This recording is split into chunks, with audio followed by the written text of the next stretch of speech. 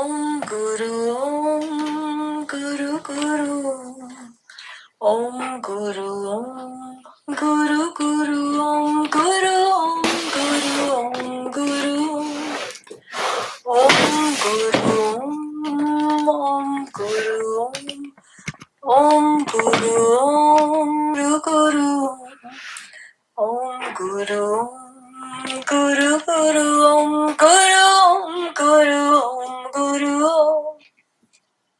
Om Guru Om Guru Guru Om Guru Guru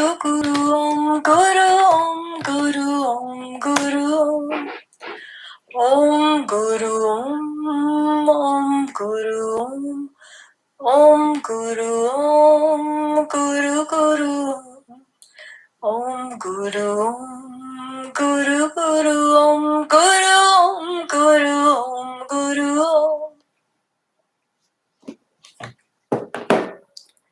Namaste and good morning. So I was deliberating what should I speak today about, since there are so many things to talk about in these troubled times. But I'm thinking, what would be the most helpful for someone who does not know how to meditate or does not know what meditation is? Sure, you've heard about it, you've been to meditation classes, but how does it really help you? Of course, I could talk about the guru also, or I could just close my eyes and give blessings and darshan. But I know some will not join, but they will probably view this video after. So I would like to explain a little bit about what is not meditation in order to say what is meditation. So, for example, when you're sitting down and you're thinking, well, I'm going to meditate. And what do? You do a practice, right? Either it's probably listen. There are so many different schools of meditation. They teach various things, like, for example, you might do mantra meditation, where you would sit and say a mantra. But that not really is meditation. It is a tool to help the mind towards meditation. You might do some breathing techniques. That also is a tool to relax the body. So you might listen to some music, and that will help calm you down a little bit. But that is also a tool in meditation. So you may do a meditation where, you do different things, So there's so many that I can't go into all of them. But what really is meditation, and why would meditation help you in these troubled times? So I just want to show you visually something. So let us imagine that this is a pot that's boiling, right? I can't bring a boiling pot. So this is a pot that's boiling, and bubbles are streaming up, It's not boiling yet. It's about to go to boil, So it creates a bubble and it comes on top. So many bubbles are forming there, like lots of bubbles are coming up, This is your boiling pot. So now this is the mind. And when you sit, the bubbles that are coming up are the thoughts that are going on inside your mind. See?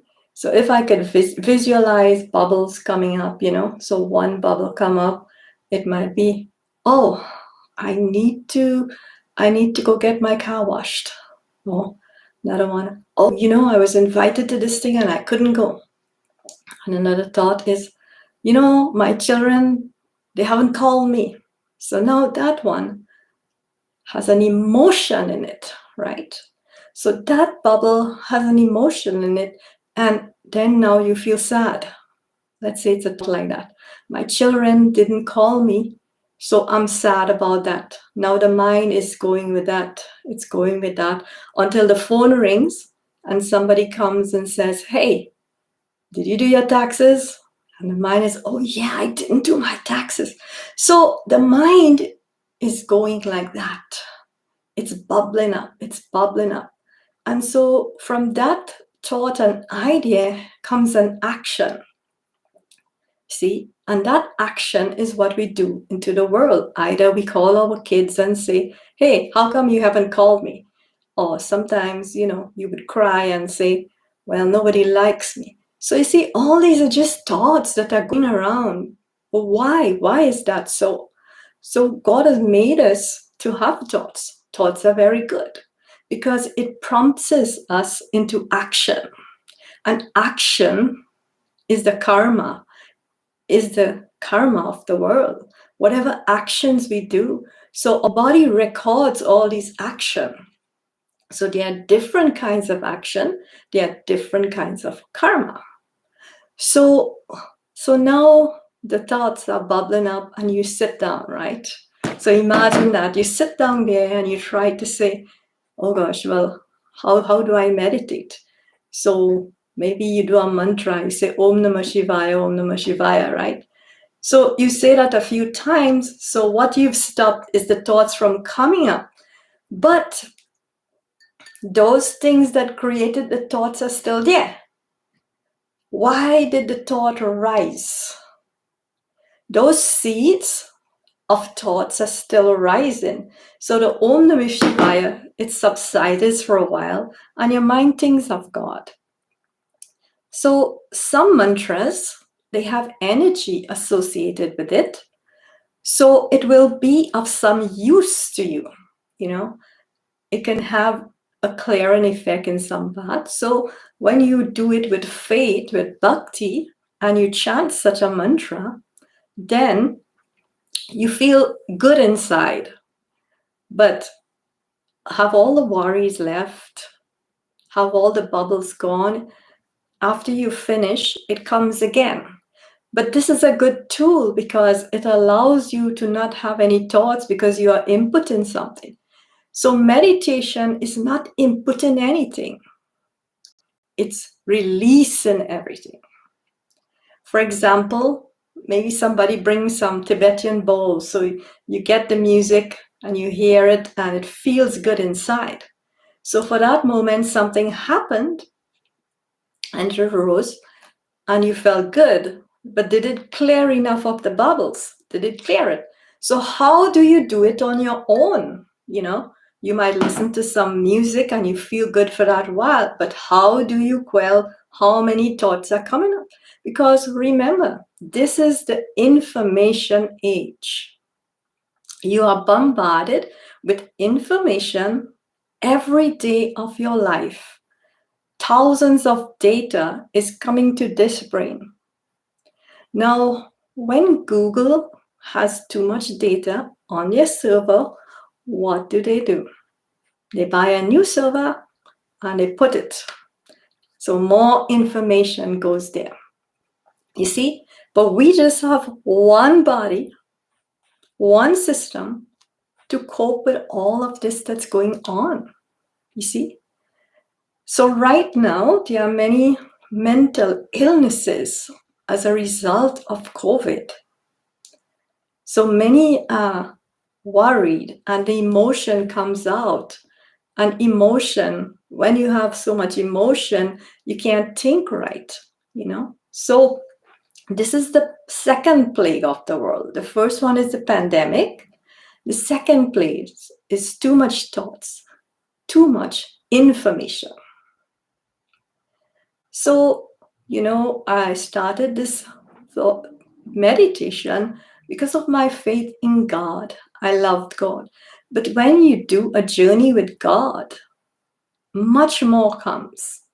and Sat, which is truth, comes out, and then you understand so many things about your own self and about the universe. So meditation helps you on many levels.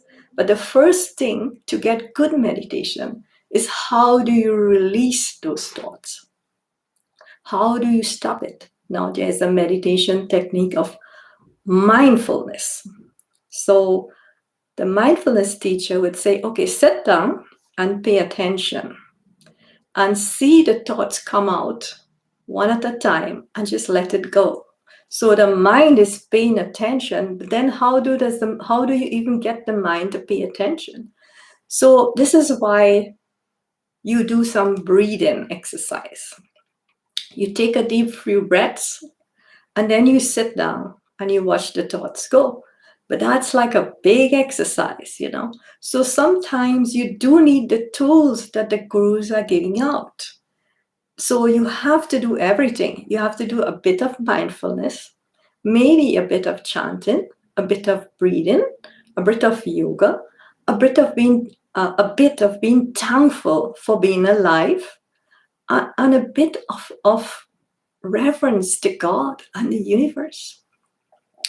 If you look every morning, you come out and you see the sun is up, the sun is doing its job, you know, and you say, oh my God, this is such a beautiful place, you know. You love looking at your flowers and you say, what is this? This is a great creation. This is the creator has created such a fantastic thing. And your eyes just tear up because it's such a wonderful world. But our thoughts make us see it's not a wonderful world. But these things do. There are things that are tragic, and we have emotions, and we have to bear it. But when you are strong in God and spirituality, or even science, you have some strong inspiration about God, or you have a guru in your life, these are the things that will propel you into seeing this great creator, into seeing this great creation around us, into seeing this creation. We are the most fantastic thing in our little solar system at this moment. You know, we are. And it took billions of years for us to become this bright. And it'll take even more years to become more brilliant, you see. So this is our thing right now in the world. The COVID has hit us all hard. You know, we can't think, we can't function, we're worried. So how do you get rid of the thoughts?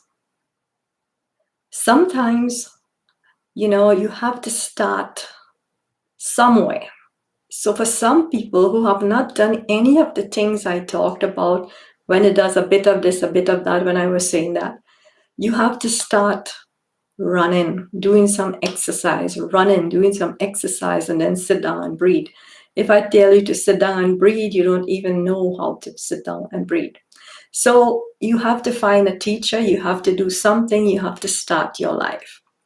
Then the ones who are doing, you know, meditation and, you know, like not meditation, but you're going to the temple, the church, the mosque, you know, those are tools. Those are tools that will lead you into know your true self. So you follow the teachings, but what next? What next? Scriptures were written thousands and hundreds of years ago. But what the Creator has done, it's the truth lies even within us. So the meditation even guides you into that.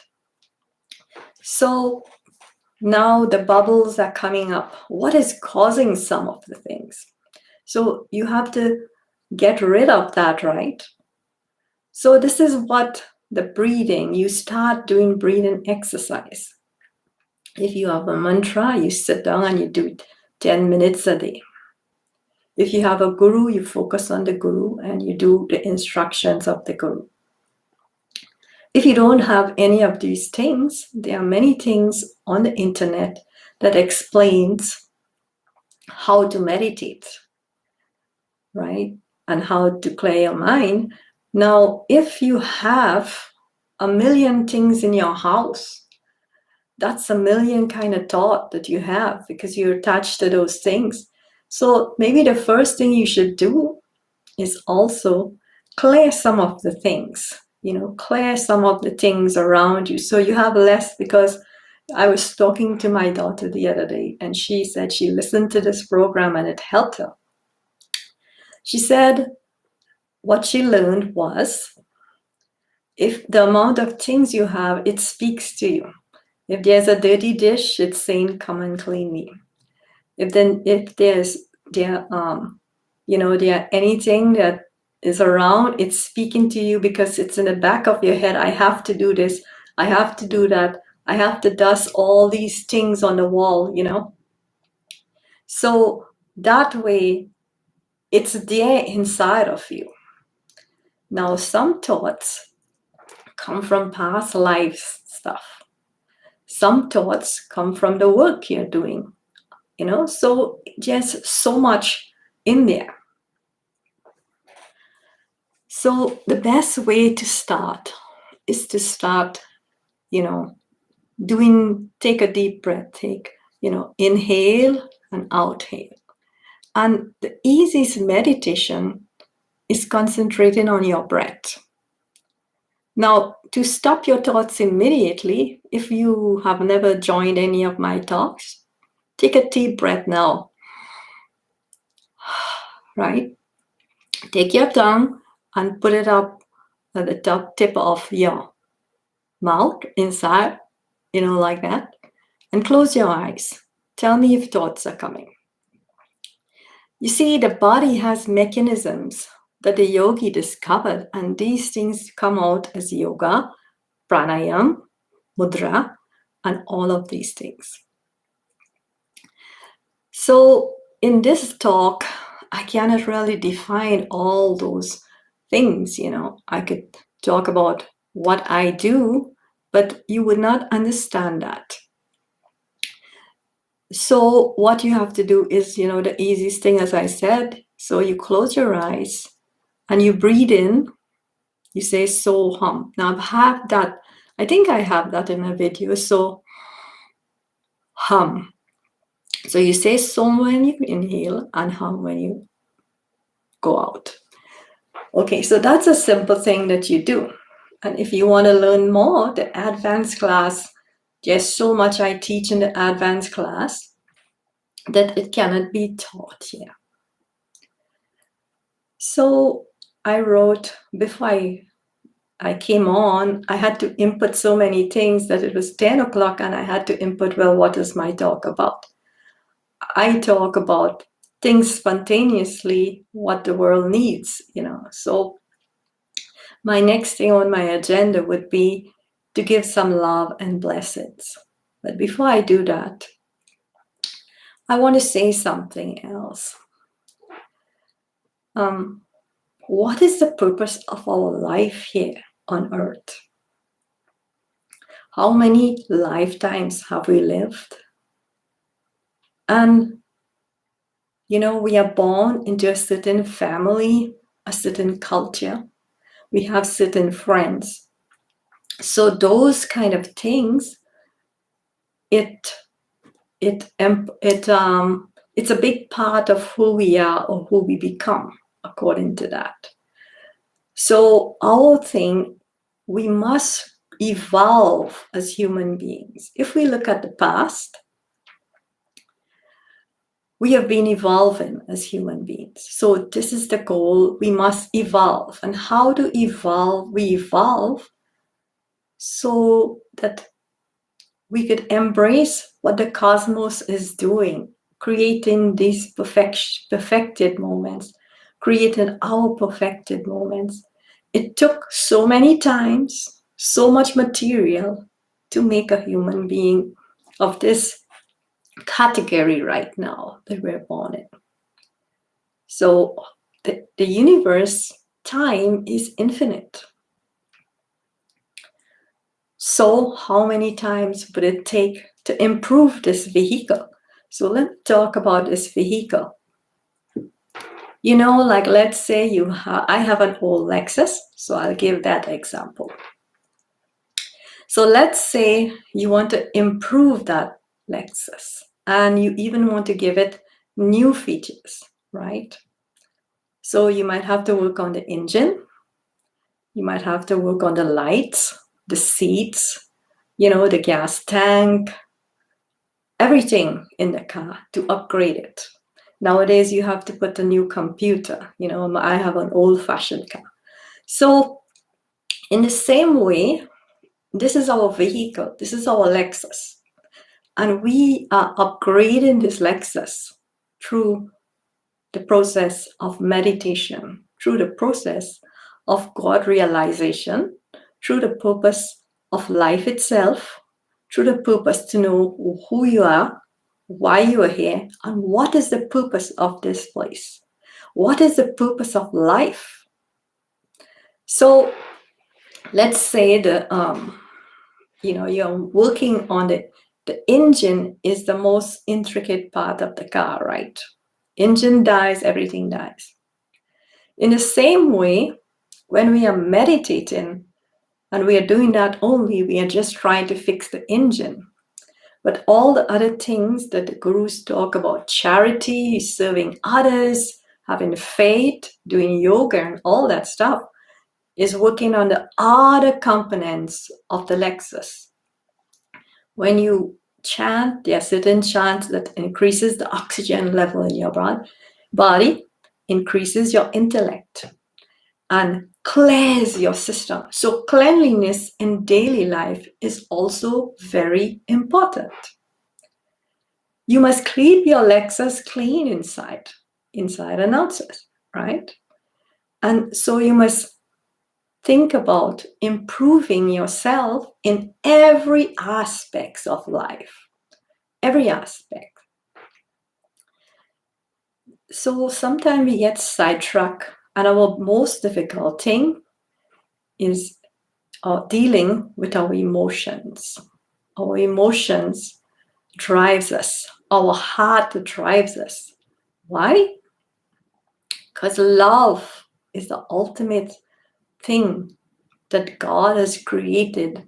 From love, this universe has come about, and we live for love. We die for love. Stories are written about love. The saints love God. So I can sing a song, bring the love of Lord Krishna, and you'd feel that because you also love God. Well, most of you who are listening, I'm sure. But this video is also for others who might listen. So the final thing about meditation is it purifies your system. It clears all the old things that are causing this bubbling from lifetimes, from a relationship, from many things it's going to clear up. But how do you work on that? So when I tell you a guru is needed, because that will be, sometimes you need a teacher to help you do anything. If you're going to university, you need a teacher. Elementary school, we all need teachers. So right now, the world is undergoing this great change. It's a shift in order for us to upgrade our software, to upgrade our Lexus. So you don't have to only keep it clean, and you don't have to just fix the engine, but also the brain has to be able to understand and grow with our evolution so that we could understand the new information about truth, about the universe. You see, our brain has to be wired also in order to see truth, because we have been conditioned for thousands of years by religion. Religion is important, But sometimes the power behind religion causes the religion to get you stuck in the religiosity of the thing rather than in the meaning and the practice of what it is trying to teach you and make you grow. So in the past, there have been many teachers that came. So we consider them all gurus, because this is an infinite universe. It's infinite. The sign, it's infinite. So time will come and time will go. One batch of human lives, dies. And so it's going on, and you go and you come, you go and you come. And it is one day when you're tired going and coming that you ask this question, what am I doing? What is all this about? And then you try to find answers. So as I was saying, the world is undergoing all these changes. So that is why there are so many gurus roaming all over the place. Now, an intelligent creator created the process of teacher, just like we are teachers. As a mother, we teach our children. We have schools. So in order for the universe to keep going and creating, the system of the guru was created as a divine thing, because somebody has to teach somebody. So from time to time, great beings come on this planet in order to teach the population at that time. So some of the teachings in those books are for just that time. Some are literal teachings and some are metaphorical teachings. So when you start removing the conditioning, you start to see the truth. It's called Sat. And when you do live in truth, then you can see beyond. You can see what is the literal truth for that time, what is the metaphorical teaching, and what process you should be doing in order to become a better human being, to be a more evolved human being, to be the purpose of this great creation. So there are so many things I can talk about, but it's almost half an hour already. So these are the few things that I want you to think about, You see, we can have knowledge, but if we don't have experience, what is knowledge? I can tell you about something, I visited the mountains and it's beautiful.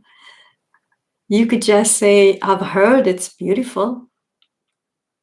But once you experience meditation, only then you can know what it feels like. So when you actually visit the mountains, then you'll know what it feels like. So I've tried to make this general as possible without bringing too much religion into it, because it is something for everyone on this planet to think about, because everyone is undergoing this bubbling. Everybody, this is bubbling up in so many people. And it is so important that you sit down, do mindfulness, or do some form of technique that's out there. You see, meditation was not really needed, say, 50 years ago, because we did not have all this information that's going into our database. We had less information. We had more, simple life. Life was simple. So you get up, you do your stuff, you didn't have so many things to do. And life was a bit different. There was not so much bombardment of information. And right now, you don't know what is true out there. But if you live in Sat, you live in truth, you will know what is truth deep into your core. You will know what is truth. So these are like, goes like a lecture. But how can I bring the truth without talking about it? How can I bring the experience to you without talking and explaining what it is about? I could say, let's just love God and sing and dance and all that, and that's a good experience, you know. So you keep doing that, but for some who seek to know, is there something more, you know? When we clear the conditioning of our minds, we see truth, we understand truth, and then we have a moment before when we meditate to take an action. So when the pot is boiling and that bubble rises, you have a minute in time to think about the action. So this is the plague that's hitting humanity right now. And this is why I am talking about it. But I'll say one more thing. I'll bring the Gita a little bit in. In the Gita, as they are on the battlefield, Lord Krishna is there. Arjuna is despondent. He does not want to fight. He doesn't understand what is the meaning of this. Prabhu, this is my family and friends. What should I do? So this is the thing. Right now, we are like Arjuna. Our family and friends may be sick or may be troubled. We can't help them. Arjuna is more despondent because he has to fight them. That is worse. He has to fight them. So he asks Lord Krishna, and Lord Krishna then goes into what is revealed later as the Bhagavad Gita. He shows him his many forms and he shows him the secret of meditation. So if you look at that, there were so many people in that battlefield standing. You know how they used to fight wars differently, you know, like they would all stand and then they'd attack each other, then they would stop for a little bit and then attack again. So everybody's there in the battlefield, ready to do the battle as it's going on, you know. It's going on one end, but there is time for Arjuna to sit there and talk to Krishna. So of all of them, nobody wanted to hear Lord Krishna. Why? It was only he who wanted to know something. So Lord Krishna was his friend. He was his buddy, his friend. And can you see a friend as God? Can you be humble enough to see?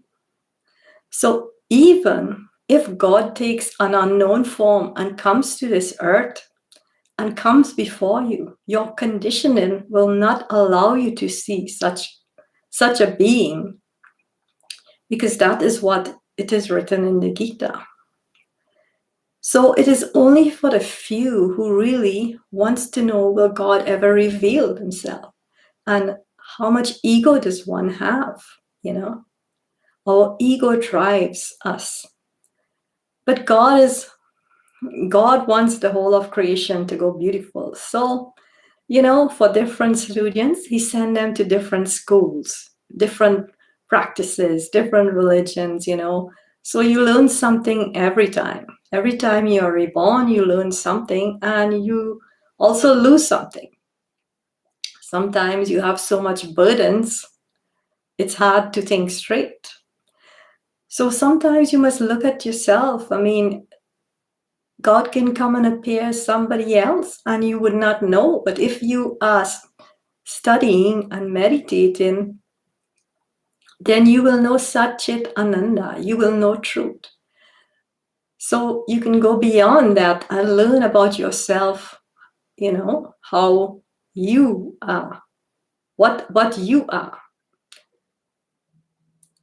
I know we are separated, but this is just some of the things that does not occur to some people, So that's enough of a lesson, Let's bring some love now. Shri Krishna Govinda Hare Murari He Nath Narayana Vasudeva Shri Krishna Govinda Hare Murari He Nath Narayana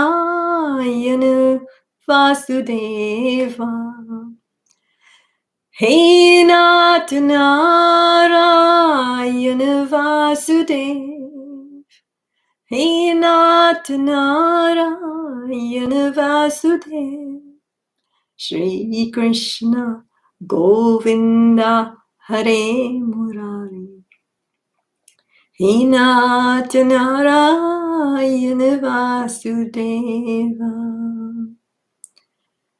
He Govinda He Gopala He Govinda He Gopala Shri Krishna Govinda Hare Murari. See, when you sing and you bring God into your heart, then you can actually feel the love flow. So when doing kirtan, always go into your heart and think of God existing inside your heart. So then you will experience, as I said, experience is important.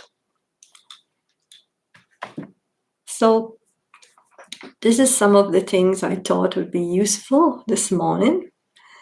But I see there are some people are on, and maybe if they want me to talk about something, you can write it and I'll see. I think, I'm not on this YouTube business much. Is there something somebody want to hear about? Or is everybody in meditation? No.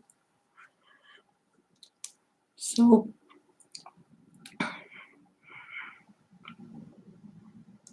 have courage, have faith.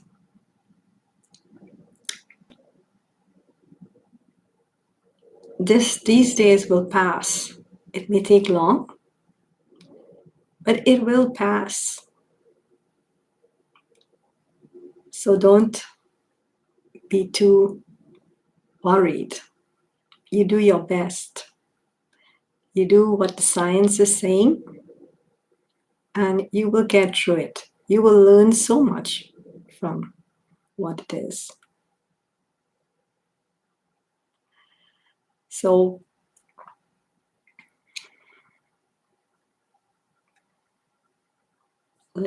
I'll just close my eyes. You can close your eyes wherever you are and receive my blessings. I will transmit some blessings and love.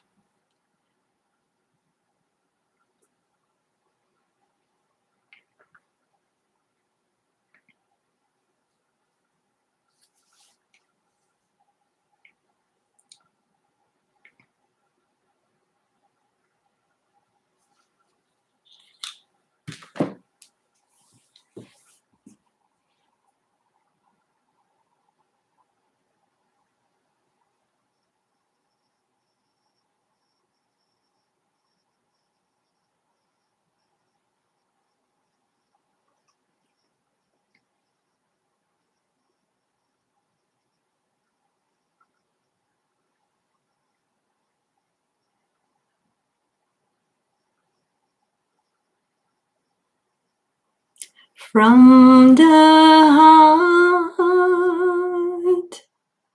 from the heart. Love is flowing from the heart of the soul, the heart of God. Love is flowing from the heart of God, of God. Love is flowing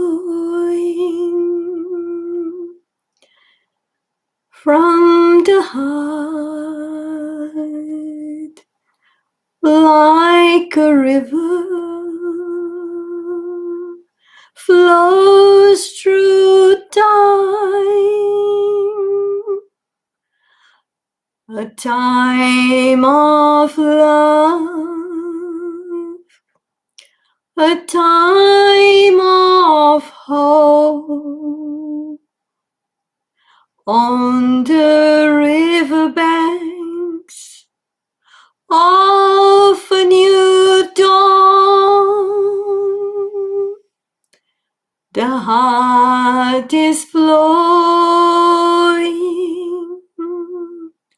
with the love of life, the love of hope. You must remember, the soul is everlasting. It does not die. It does not die. The love of God is flowing through time. Time is eternal. Time is everlasting. So the river flows for you. Go into your heart and receive the love of God. Time is eternal. The soul is eternal. The Guru is the teacher of this lesson. The Guru is the form of God that teaches the world around. Love is flowing from the heart of Sri Krishna, from the heart of Durga, from the heart of Christ, from the heart of Shiva, from the heart of love. I love my creation. I teach my creation. I will always do the best that's right for all. From the heart of God, from the heart of love. My rays are everywhere. You cannot see. It holds the cosmos together with the strings of love, with the strings of all around. There is also darkness that pervades the world, for it is there for you to see the light within you, the light within your soul. Namaste.